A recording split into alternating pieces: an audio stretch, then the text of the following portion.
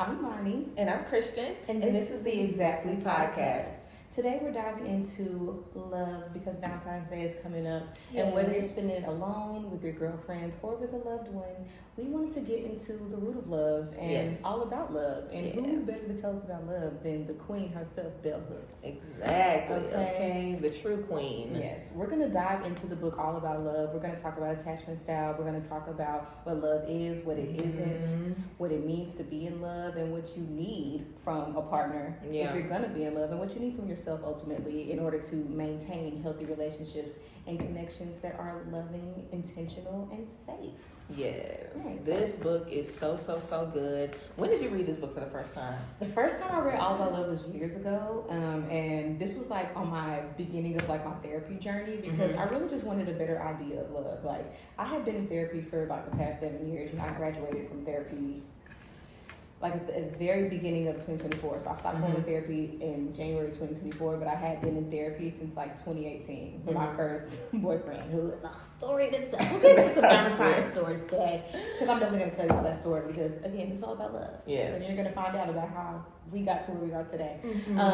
But yeah, so it was back then. I think I read it when I was in grad school. Okay. That was the first time I even heard about it and started kind of diving into it and like realizing like, damn, love ain't just, sprinkles, puppies, rainbows, and kittens. It's a lot to it. And yeah, it's complicated. But very complicated. Whoever said love is supposed to be easy, huh? But that's what I love about this book. I found this book and read this for the first time last year, I believe. I can't remember when last year, but I read this in my book club. And I always am looking to, read books written by Black authors, especially Black women. Always. I love Bell Hooks. I love what Bell Hooks stands She's for. A feminist icon. Yes, all things, about Black love and culture and sexuality and society and how we've really been programmed, and I think we all have a certain idea of love, but this is what love is really. Like this is like the science of love behind all of the stuff that we think and we say. It's like, no, you can say that, but this is what love has been since the beginning. This is how culture has shaped love and how media has shaped love, and these are the things that we have to keep in mind.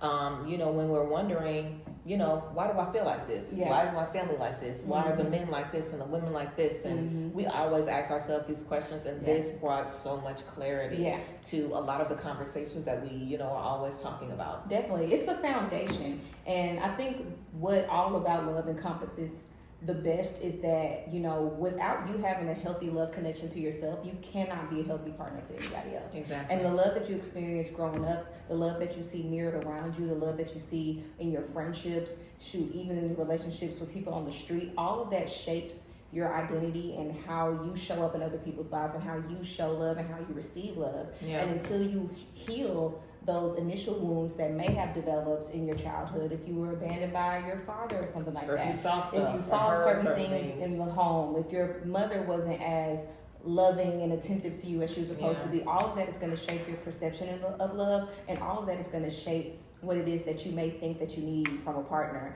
And until you heal and you're intentional about redefining what healthy love is, and until you really check in with yourself and figure out what a healthy love connection for you really looks like, you're going to have a lot of unfulfilled relationships, and you're going to have a lot of connections that may show up as what you seem to believe is love, but not actually be true, genuine love. Like Bell describes. And one thing I love about, how Belle talks about things in the book is that it's very black and white. Like she mentions so many things that cannot exist at the same time as love. Correct. And I think love is the biggest thing where people try to make it seem like two things can exist at the same time. There's a specific passage where she talks about how abuse cannot exist with love at the same space. And she talks about how she grew up, feeling otherwise. And it's so important because so many people say, well, I didn't realize, like example for me, my father passed when I was 14, and I had a really, really, really, really close relationship with him. And when I went back to school, I had missed a lot of school. I was fucked up after my dad died. And so many classmates were like, oh, were you guys close? Obviously. A lot of people ask me that though. Like people were like, oh, well, your mom's still here. Like so many people, were just, I guess, used to not being close to their, parents. I'm from, Baton Rouge, Louisiana, so most fathers aren't active in the home. Most of them aren't. Their parents are divorced or they were never together. So, when you grow up feeling like, oh, this is love, this is what family means, this is what trust means, this is what it means when someone loves me, you might think that that's the same thing for everybody. And it's not. And then you get into the world with your idea of love, and then you're gagged and disrespected and turned into a people pleaser, or, people are manipulating you or whatever, because, you haven't been you've learned from broken people. Yeah. And that's something else that Belle talks about too, like our parents learned broken love. Yes. So we have been taught a broken system, and it's up to us to educate ourselves so we can, find the way back to what love is really about. Exactly. It's all systematic, and it all goes into the societal conditioning. And as we know, again, Belle, feminist icon, we talked about how society socializes men and women differently about love, and it kind of sets us up for failure. It does. Because men are taught not to show emotion, not to be vulnerable, not to be soft. And women are told to be over soft and over communicative and over nurturing. And it kind of puts us naturally at odds.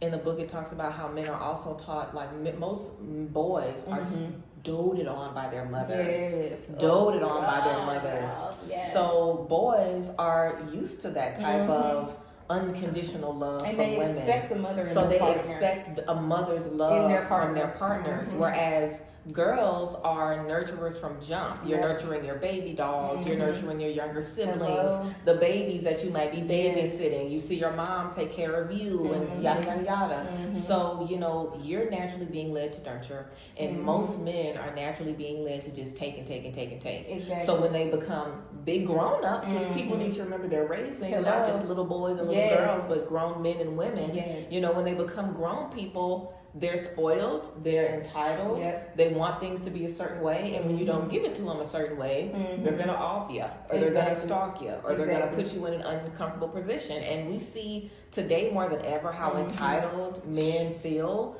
to a woman's time, to a woman's energy, and how this is why women are taking a stand. This is why women are saying, what, I don't want to have kids, I don't want to get married, I'm not going to stay with you, I'm not going to let you cheat on me.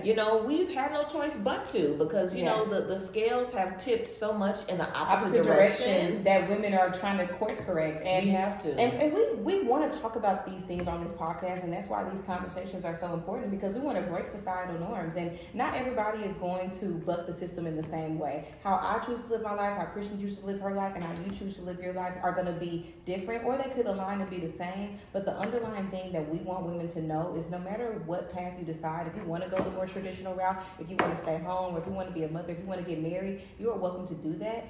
That is, if that's in line with the idea of how you want to live your life, that's free for you to do. But at the same time, we want women not to sacrifice yourselves in order to do that. We want you to choose partners that choose you. We want you to choose partners that uplift you, make your life easier, make your life softer, invest in you, invest in your children, are able to provide a healthy family for you, for your kids. If that's what you want, are able to protect you. That's what we want women to choose. And I feel like a lot of times society, we're conditioned just to choose just for the sake of choosing, and not choosing wisely. And that's probably like the main thing that I want to get into the minds of the women who listen to this podcast, that even if you're not like me, like I'm somebody who doesn't want children or marriage, but I still have a lot of respect for people that are married, and then respect for people that do want to have children, but do it in a way that is healthy for you and that family that you're building. Do it in a way that is safe.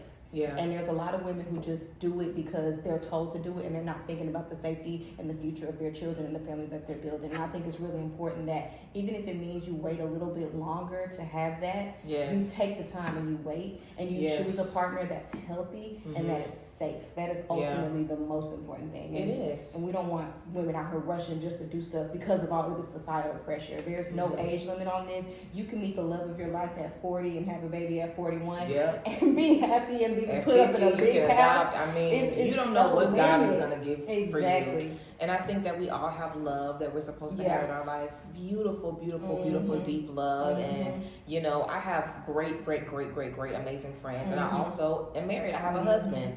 And I can definitely say love is love. Yeah. Like literally. The love that I get from my husband, the romantic, intimate love that I get from him isn't more powerful or more valuable than the love that I get from my best friends who would also lay down their lives for me and go to jail for me and do whatever anytime I need. So I literally, you know, like love is love. And I think that we have to remember that we've been conditioned to feel like we can only get love in one way. Yes. And this is why we throw away a lot of our friendships and we excuse in romantic relationships.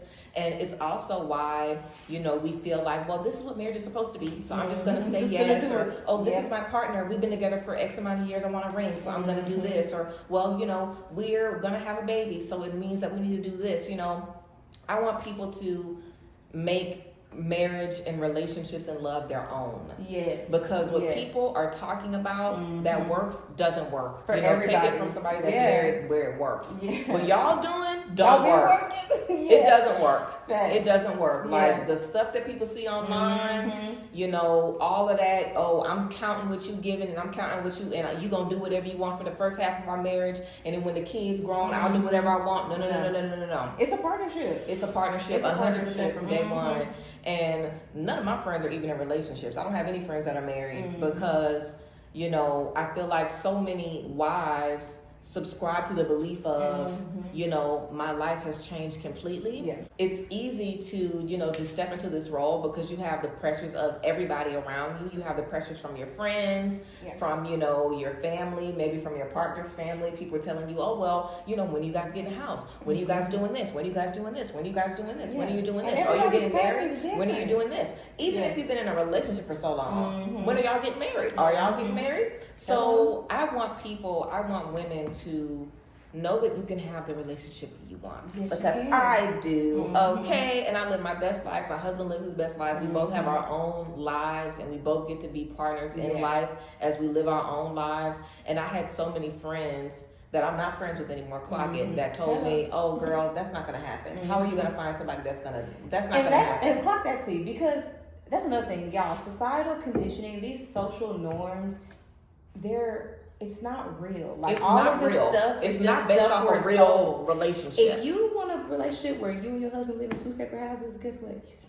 You can do that. It's not against the law. You can have a beautiful marriage, no kids. It's not against the law. You can literally have whatever kind of partnership or relationship or marriage you want. Yeah. And you have to remind yourself, like, I can do what I want. Literally. Like, we forget that we have free will. Literally. Like, you don't have to be with this person and, you know, be in this box. You can literally say, you know what, I don't think so. And I think that's what people need to do, because if you say no, you should be saying no to whatever isn't in alignment with what you want. Because the only person that you should be saying yes to is a person that is in alignment with what you want, checks off every box. It ain't no compromising with that. Exactly. Now, once you're in the space, that's different. Yeah. But on the person themselves, you know, we don't want to compromise on our values and what we want for the long term. Exactly. You know, like the stuff you should have to compromise on in a marriage is like what vacation spot y'all going to. Hello? If y'all are going to do nudes, you know, or a pop of color. It shouldn't be, you know, compromising your freaking morals. Yeah, your morals, what you want for yourself, your family, you know, like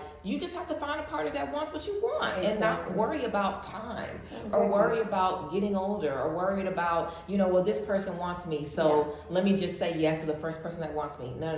Yeah. You have to choose who is choosing you. And be picky. Be very picky. Very picky. I just made a TikTok about this the other day. I'm the pickiest bitch alive. Be selective. And on the flip side of that coin, y'all, you don't have to get married if you don't want to. If you want to, find a partner that is in alignment with you, and again, be picky. Pick the perfect one. You're allowed to do that. And if you don't want to do it, you literally don't.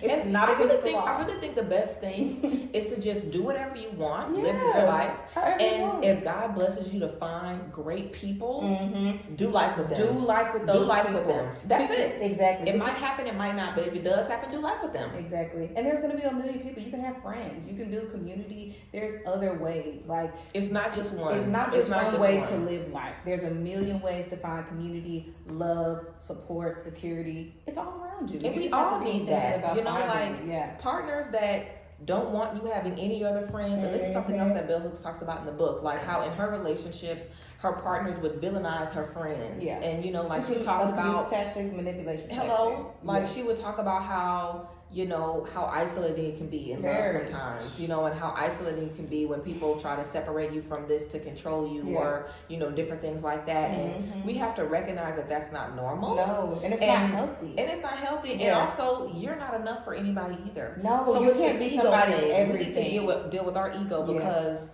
I can't just have you. I need you because of what you bring to me, but I also may need some other people. I may need some women in my life. Yeah. You may need some men in your life. Not no man, you do. You know, like I don't really think that, you know, I think that we're here. I think we have a lot of soulmates. It's not just about one romantic partner. You have so many soulmates and brothers and sisters and family that you need to be doing life with. And we can't put all of our eggs into the romance basket and feel like we don't have value because we don't have what we want in the other space. Exactly. Like I'm a psychic, honey. And I've worked with people, you know, who have been in great relationships but didn't have a ring, so they didn't feel like they had a great relationship. You know, so it's like, no matter what you have, we have to stop thinking that the societal norms define what we have and make it so. And make it feel like it's not valuable unless we have this. You know, like you can have whatever you want, you know, and you have to give it that value instead of looking for that outside validation from the world to say, okay, this is what love looks like. If I can tell you guys anything from this book and just in life in general, do not seek the outside validation. You can't. It is not going to, it's actually worthless. It doesn't do anything for you. It really just, honestly, for women, I think it's one of the most dangerous things. It's so dangerous. It keeps us in abusive situations, abusive marriages. Male validation. It keeps us with these, you know, men that abuse 100%. Us when we need to leave. It keeps us with these families trying to keep the family together. These BS families, child. Like, no, you know, like, people have been saying forever that kids need more than anything happy parents. Yes. And we know that's true. It's very true. You know, and that's always going to be true. And we know so many people that stayed in spaces just for the sake of the family not breaking up, or just for this or just for that. And we have to recognize how important, like, the whole point of love is to be happy. Hello? That's the main point. It's happiness. It's happiness. So there's no point of putting all this effort into love and sacrificing everything. If you're not happy. If you're not happy. 100%. 100%. All right, ladies. I like that. If you haven't already read it, let's hold the book up. Get into it. If you haven't read All About Love by Bell Hooks, please read the book. And now we're going to get into some Valentine's Day tea. We're going to talk about some Valentine's fails. If you guys want more book recommendations, go on our Instagram. If you haven't, you should have already been doing that. Hello. But go on our Instagram at the Exaaactly Pod. We have a book recommendations highlight where we have the link to where you can get this book. Yes. And we're going to be adding some other books on there as well. So if you guys have books that you guys want us to, you know, talk about or look into, let us know. We got girls that like to read. Knowledge is power, and the girls need resources. Especially now, y'all. We're in Trump's America. It's going to be illegal for women to read. We need to read, seriously. So we're gonna be getting our pinkies cut off for reading. If y'all saw The Handmaid's Tale, hello, we need to be reading. Literally, we need to read. All right, so let's dive into these Valentine's Day pills. Now, I am somebody, and I was telling Christian, I love Reddit. I am a Reddit bitch. I love Reddit. I read Reddit stories. I can't wait to read Reddit stories. I love about the assholes. I love the Reddit tea. So we're gonna get into some Valentine's Day Reddit fails, but first, I wanted to tell my Valentine's horror story. Please do. And I want to hear one of your Valentine's Day horror stories. So this year, I have a beautiful solo date planned for myself. I booked a nice reservation at this new restaurant downtown called NBA. I might book me a little hotel. Like, I'm just gonna love myself this Valentine's Day and make it the most romantic night ever. But let me tell you about a night that wasn't so romantic. I'm serious. No, it wasn't so romantic. It was a terrible night. Okay, I can't say the man's real name, so I'm gonna name him. Give him a name. I'm gonna name him Puff. Okay. Because I'm looking at the Puff on the end of this pen. So me and Puff were living together for several years. We were together for years. And this particular Valentine's Day, we had just moved out. Like, actually moved out at the beginning of the end, y'all. Because how you go from living together to not living together? And then, like, the distance was, like, creating, like, the emotional distance was there. Like, I could tell that he just hated my guts, frankly. But this was young, desperate, obsessed, sad Amani. And this was 7 years ago. So this is at the very beginning of my therapy journey. Yeah. Surprise, I went to therapy for the first time because of this relationship, because I needed, that was like the first time I was like, I'm like, bitch, I need help. Relationships are really sending you like, to therapy. I'm like, I need help. Like, I'm not well. So for this Valentine's Day, we planned to go to this restaurant called Stir. And now you've been to Stir before. Yeah. Cute little restaurant, whatever. I had got this really cute dress. It was this red dress. And I just looked bomb as hell. And in this story, I'm going to show you little indicators that could show, you count how many times you realize this man hated me throughout the story. No, because seriously? he showed his hatred for me at least 5 times throughout the story. Oh, probably God. 10. So I get to his house or whatever for our reservation. I'm all dialed up. Mind you, we're going on a date. Yeah. There's like, it's not like SDK, but it's still a nice But it's still restaurant. nice, like, yeah. it's not like a bummy restaurant by any means. Yeah. So I'm wearing my dress. I show up to his house. He comes outside. Y'all know what this nigga is wearing?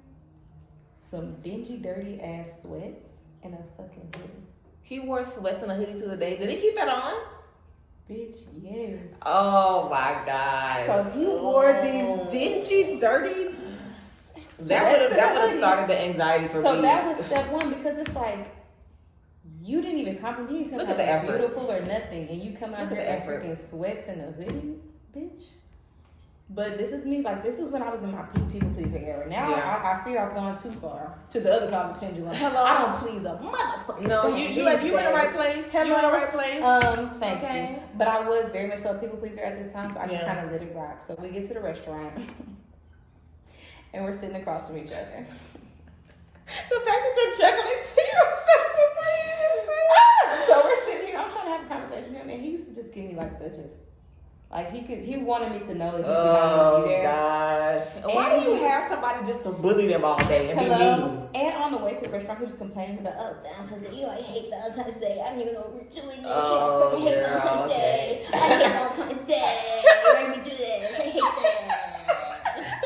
And it's like, well, bitch, if you hated it, you should have fucking stayed at home. Seriously. Don't come here and just tell me how much you hated it the whole time, and then sit here and glare at me from across the table. What a diva. Rude ass bitch. What a diva. So we're on the date. Him and his homeboys decide to get on a fucking 3-way call, and he sits here and just talks on the phone in front of me, and then they just bitch back and forth about Valentine's Day on the phone while I'm on this date with this man. Yikes. On Valentine's Day. Mind you, this is my boyfriend for like 5 years at this point. That's horrific.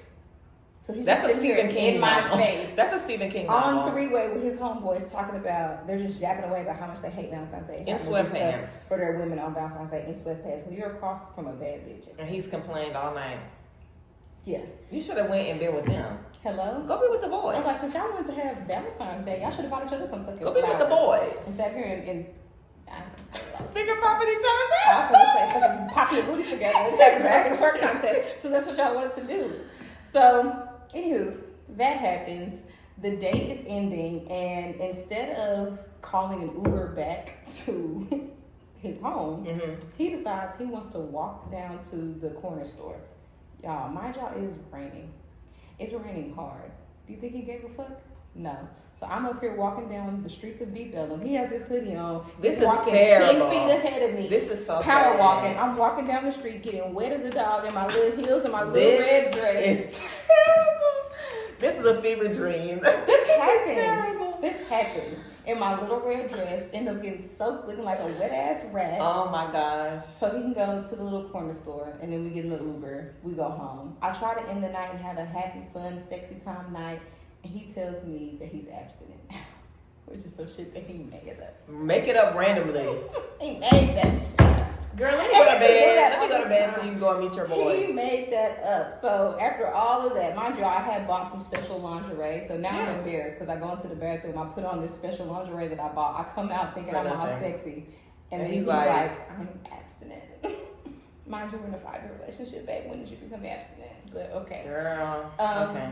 So yeah, that's how my night ended. That was my Valentine's Day fail. That's horrific. Yeah, on a scale of 1 to 10, how would you rate that date? I mean, I would rate it a 0 from, him opening the door with the sweats, should have left. Yeah. Him bitching on the way there, should have left. You on the phone with somebody, I should have left. We go back and say you're abstinent, I should have left. Walking in the rain. Even walking in the rain, like that's just all terrible. All of these points. I say all that to say, yeah, there's a lot of pressure to have like the perfect Valentine's Day. You want your partner to show you love and be intentional and, make you feel special that day. But if you know you got a partner that's not going to do that, don't even bother. Start leaving these niggas. That's what I want y'all to do. And I've been in a lot of relationships like that too, where you feel like it's on you to make this person happy and make a day special. I've had so many, I dated one person who was so mentally ill. Anytime we would go to a restaurant, they would bitch so bad with the servers. I would feel so embarrassed. Like, you know, and you just try to make them happy. Like, oh my God, what can we do? What can we do? It's okay. Let me see. It's just like literally having a toddler. Yeah. Like having an angry child that is always mad and never okay. I guess my Valentine's Day fell. I was working at Twin Peaks and I had to work on Valentine's Day. Oh, no. And if you've ever been a Twin Peaks girl or a Hooters girl, then you know, well, Twin Peaks, you know, they make us wear lingerie for Valentine's week. Okay. It's like a lingerie week, so all the freaks come to the restaurant. We make a lot of money, you know, and of course, a lot of girls want to take off because they want to have that day and that night with their man. I was working Valentine's Day and I had celebrated with my boyfriend before, and then literally one of the girls, who is Portia, I literally still remember her because she's such a baddie. She is such a baddie. Like, I literally felt like she kind of took me under her little Twin Peaks wing when I started working there, because she was so fab. But she was on social media and she was like, "Isn't this your boyfriend?" My boyfriend was with another girl that was his girlfriend. He was in another relationship. A whole nother girl. And I found out at work on Valentine's Day. Hell no. He was on Instagram. They had took pictures together and had tagged her on Instagram. Shut the fuck up. And they were in a full-blown relationship. They had a baby together as well. Like, after we broke up, because I broke up with him 2 months after this. She was pregnant at the time. Shut up. Yeah. Also, I was 19. He was 25. Oh, girl. Another red flag. Another red flag. Right? Another red flag. He's a freak. Shout out to the Wikipedia podcast. So literally, while I was at work, I remember literally going in the bathroom and just like going off on him, just like reading him down to the ground and just being like, "Girl, this is a joke. This is a joke." You know. And he was like, "Oh, this is my friend. This is just my friend." You know, playing it off like it's his friend. But this guy was like, he acted like he was a sex addict, but he wasn't a fucking sex addict. No. Like, I would be like, "I literally live with you. Why are you leaving the house to go see somebody else?" And he'll be like, "I just like the attention." Like, he was really an attention whore. Now, mind you, I'm gonna be 30 this year. My best friend just told me the other day that he just had a new baby with a 19-year-old. Girl, he needs to go to jail. So if I'm about to be 30 and he's 6 years older than me, then he has to be 36. Hello? And you still talking to 19-year-olds? Jail. You should be in jail. Jail, hell. You should be in jail. You should be in hell. Prison. You should be in jail, and after that, you go to hell. Yeah. And then when you come back, you're going to be in prison. Yes, that's the order. So he was like just a notorious womanizer. Ew. He was a notorious womanizer. He was gross. But I was only with him for like 3 or 4 months because it was always another girl. Yeah. It was always some mess. And, you know, in my defense, I just dropped out of college. I was trying to get my stuff together. So I was like, I need a place to stay while I'm getting it together. Me and my mama beefing. I dropped out of school. She don't like that. I got to get my mind right. But he was like just, you know, playing the game. Playing a game. And that's what a lot of these guys do that like to play games. They do. They'll deal with a bunch of young women. But you know what's so crazy? The girl that he was with, the girlfriend, she was older than him. Interesting. She was even older than him. How old? And knew she was in her 30s. I think she maybe was like 31 or 32. And knew he was talking to me. Like, it was crazy. It was a mess. I was like, these old ass people. Okay, I don't need to be involved with these old people. Yeah. It was doing all nuts. this hoopla. It was crazy. Craziness. Okay, I'm gonna rate him a -5. That's a -5. On the scale of 1 to 10. Anytime you have to find out some bullshit about your man at work, it's embarrassing. It's always so embarrassing.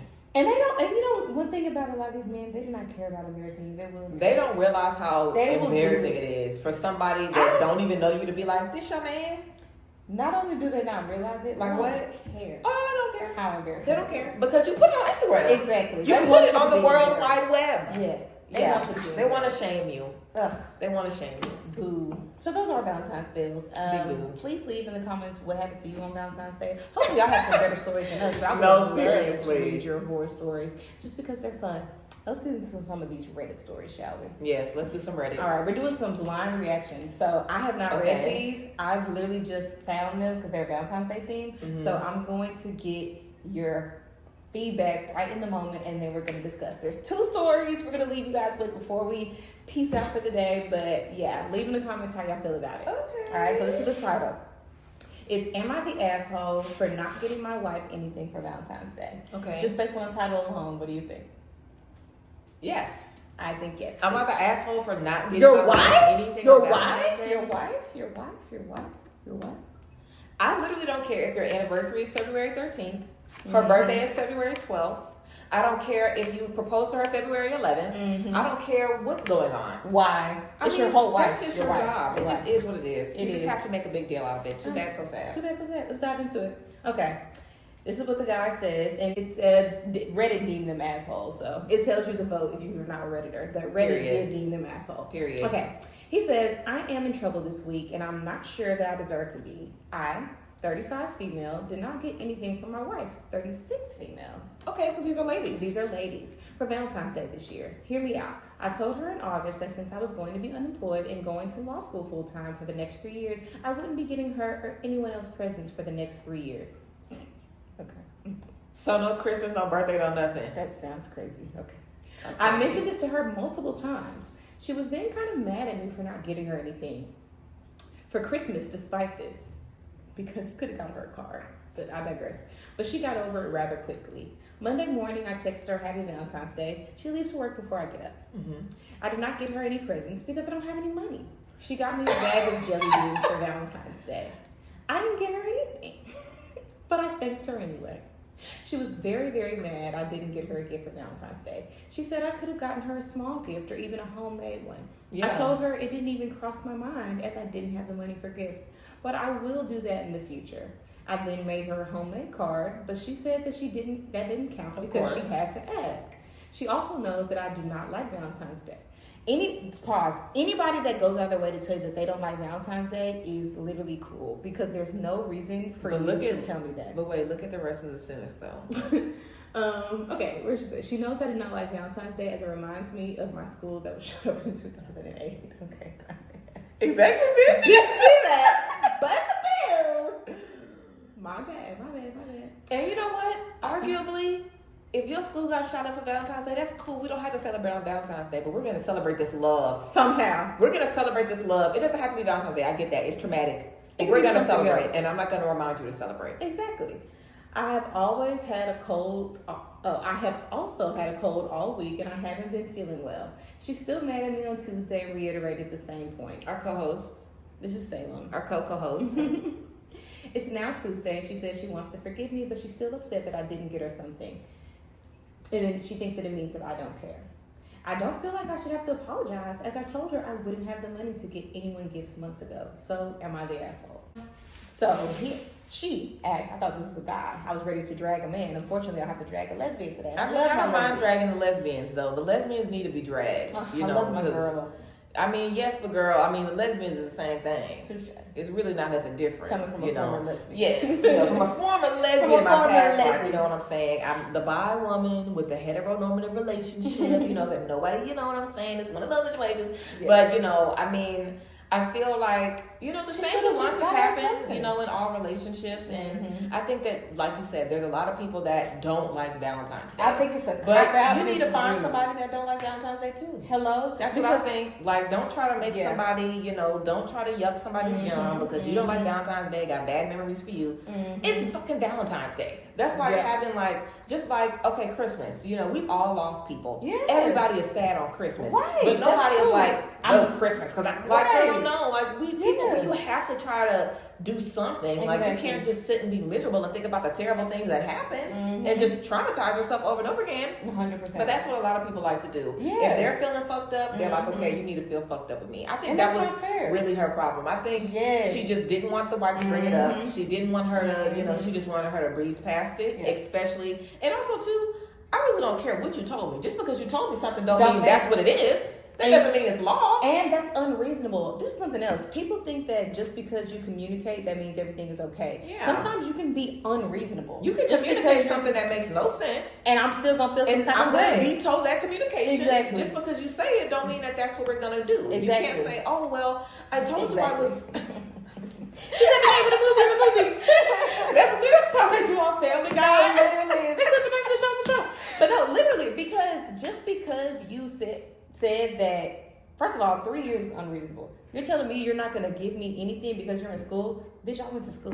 But that's what people will do, though. People are crazy. And people will do that to you. People will be like, you know what? We're saving up to buy a house. I'm not going to do that for the rest of the... No. That's not reasonable. I guarantee you're doing something that you like. Yeah. Hello? You're doing something that you enjoy. You couldn't have scrounged up again. How are you feeding yourself? How are you keeping a roof over your head? Yeah. You got money just because you're in school. Sometimes you're still surviving. I've done so much broke Valentine's Day Hello? stuff as somebody broke. Girl, you can make going to the Dollar Tree, candy. buying streamers, balloons. $10. Even if you make a meal, you gotta eat anyway. Exactly. Make a meal, light some candles. You could have got you some $10 Trader Joe flowers, cooked your wife a meal. And that could have been Valentine's Day. Listen, any partner that says I can't be there for you because of money, when it's about something like this, that's a cop out. Hello? You don't need money to make a day special. No, you do not. And if I really like you, you know that. And so I'm if you make feel like I'm like, people always say, oh, like the thing about the dates and how much money. If somebody actually likes you, and you can provide an experience for somebody where the money doesn't matter. Because let me tell you something. The women that want a $200 date have been on a $200 date. And a $200 date is nothing.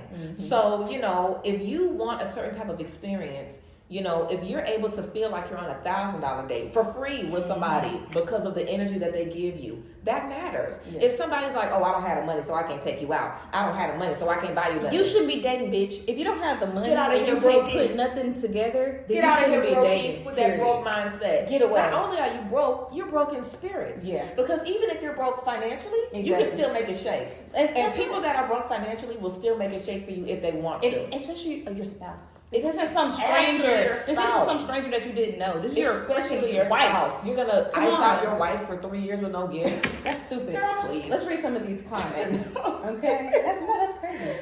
No, this person says OP is definitely the asshole. If you're not a Redditor, OP means original poster. Yes. Making a card, writing a letter, exactly what we were saying. Going through old photos to find the most meaningful picture of them too, and putting it in a frame you already have. There are all type of entirely free ways to make a token of your affection for the person that you love. Not making a sincere gesture on the day that she finds very important is a huge asshole move. Period. You can literally even take sticky notes and put sticky notes all over the bathroom window. Something you for her to wake up and see. It's not difficult to be a good, person to a woman. Exactly. People just hate women. They do. Even the gays, clearly. Can't even find solidarity with the gays. With the girls. I really think that a lot of people in relationships, men and women, a lot of people can just be selfish and they're like, this is what I want, so get with it. I don't like Valentine's Day, get with it. And I'm not spending no money for 3 years, get with it. Like, no. That's just freaking get with it. Absolutely. Not spending money for 3 years is not realistic or reasonable. We can compromise for 3 years. But we're not gonna be But we're not gonna dry. that's not happening. Yeah. Alright, ladies, we have one more Reddit story and then we're gonna wrap it up. This one is titled, Am I the asshole for telling my husband he is insensitive for not wanting to get me a Valentine's Day gift? Okay, let's get into it. Similar ideas. I don't know why people have such an aversion to Valentine's Day. Oh my God, it's like, it's literally not hard. I plan my own Valentine's people Day in this year. It took 5 relationships seconds. too. Yeah, I don't freaking get it. Like, why are y'all bickering about not wanting to buy somebody a gift? It's always the people in relationships that want to cause havoc for Valentine's Day. It's like, all year that you in a relationship and then Valentine's Day is coming up. Nonsense. Okay. Background. My husband secretly met y'all, this is some tea. Oh, this is some tea. I wasn't ready. Mind you, I haven't read this either. Okay. My husband secretly met another woman 2 times a year for 4 years and complained about me to her while pretending to me that everything is fine. There was no romance, but he shared a lot with her that he didn't share with me. There was no romance, my ass, that he shared with me. And she encouraged him to lie to me. I gave him another chance, and we're supposed to be reconciling now. Y'all remember, rewind back, put your brains back to our canon event episode. This is one of them. She should have left. He's twice a year for 4 years with the same bitch. She should have left. But she said she decided to reconcile. Okay. And that's the first paragraph. Let's keep going. Background 2. My husband is Japanese and I'm American. Every year we rotate between American and Japanese style Valentine's Day. Okay. With Japanese style, the woman gives the man chocolates, which he reciprocates with on White Day a month later. Okay. My husband is often passive and I'm often labeled as controlling. Recently, I told him that I will no longer make requests of him, like household work, planning dates, etc., and allow him to make his own choices. I feel like that's the first you're going downhill. Yeah. Because when a woman is like, you know what? Yeah. You're not taking my advice, I'm going to stop saying it. Exactly. That's when you might you're going to find somebody else. Seriously. Because when you start to give up and you don't even want to suggest anymore, it's time to leave. It's time to wrap it up. Usually I bring up Valentine's Day a few weeks in advance and we discuss how we'll do it that year. We often can't remember what we did last year, so we have to discuss it. This year, to let him make his own decisions, I bought him chocolate and I let him deal with whatever he wants to do on his own. 3 days before Valentine's Day, he asked me which way we were doing it this year. I say it's up to him. He seems to remember doing American style last year, so he wants to do Japanese style this year. I say that's okay. The next day, I remember we actually did Japanese style this year, and I tell him so. He asks me what I would like to do then. I say it's up to him. He chooses Japanese style. When I say why, he says there's no particular reason and that he didn't think much about it. Okay. It seems like the Japanese style was little to no effort. Yeah, which way he wants to do. Yeah. I get upset because it seems like he made the decision that was easiest to him, but rather than considering what I would like. As I am American and we did Japanese style last year, I would have liked to receive something. Yeah. He says I shouldn't get upset because he would have done it American style if I told him I wanted that. But since you let him decide, it's like, oh, well, you and said so that. When you decide it's fuck me. Yeah, basically. Yeah. However, I think he should have come to that conclusion on his own. At first, I tried to. If you have to feel this way about your partner, date somebody else. Please, baby, there's somebody that is going to come to the conclusion that you want them to come to. They are married, child. Get a divorce. At first, I tried not to say anything since I didn't want to control his choice. However, he could tell I was upset, so he asked me what was wrong. When I told him, he argued with me about it. Then we got into a big fight where he basically said he is insensitive and said that I am overly sensitive. Am I the asshole? Edit for clarification. For me, it's not just about Valentine's Day. It's about the lack of effort, especially after an emotional affair. It makes sense. That's why you leave after the affair, though. Exactly. Because forgiveness means... Unfortunately, when you forgive somebody for something, you have to get it out of your head. Yeah. You cannot have it in the back of your head like, well, he needs to be putting effort because I forgave him. Exactly. Like, girl, you should have left then. And you don't have to forgive. Because nothing that they'll do is going to equate that. Like, if you really were able to forgive, I think we like to say, oh, I can forgive anything. You can't forgive if you can't move forward without waiting for the scales to be back in balance. Exactly. You kind of have to, forgiveness is what puts the scales back in balance and you move forward with a clean slate. If somebody has done something where you can't do that, then you can't forgive them. And it's okay to not be able to forgive somebody, but you have to know when you can't forgive somebody. Because then you'll be asking if you the asshole when he been cheating 8 times in 4 years. Trying to space it out so he don't fall badly in love with this person. He needs to go be with her and you need to find somebody else. And some things are unforgivable, y'all. Ladies, stop trying to force yourself to forgive people. And you gotta stay with these people. Exactly. Even if somebody else will stay, if you want to leave off rip first time, you can leave. Okay, and this is my hot take. That's unforgivable. I don't give a fuck. If you've been having affairs over the span of years, you was talking bad about me, your wife. What did she say? And this girl is giving you advice about me. For 4 years, you complained about me to her while pretending to me that everything is fine. And no romance for me. He shared a lot with her that he did not share with me, and she encouraged him to lie to me. That is completely unforgivable. They've been together for longer than 4 years, obviously. That's completely unforgivable. You know, I do a lot of love readings, and I always tell people when you're asking yourself if you should stay, never think about the time. Because if you think about the time, the time will keep you there. It's called the sunken cost fallacy. The time don't matter. The time does not matter what you spend with somebody. Throw away 20 fucking years. So you can meet whoever you're supposed to meet tomorrow. Because you really just hold yourself up from real love. Because this person, if she has friends that's telling her to leave, she gonna eventually cut them off. Exactly. Like people like this in your life that's not supposed to be in your life, they'll mess up other relationships. You know, like if people are supposed to be in synergy with you, you can't have your main relationship being out of whack and think you're still gonna have that same synergy in your relationship. Exactly. And there's levels to betrayal. This isn't some I taught that's the most betrayal. This is the equivalent of having a baby with somebody. Betraying that honor and trust in your marriage and talking about interpersonal stuff to your partner else, to somebody to a else. Mistress, have a baby. Have a baby. You might as well. Leave me. Start your life with her. That's what you've done. Yeah. And I'm gonna make it easy for you. Betrayed me at this point. I'm not gonna try to stay and talk about Japanese and talk about Valentine's Day. Yeah, fuck all that. This post should be, am I the asshole for staying with my husband after he cheated on me and was talking shit about me to his mistress? That's what that should be.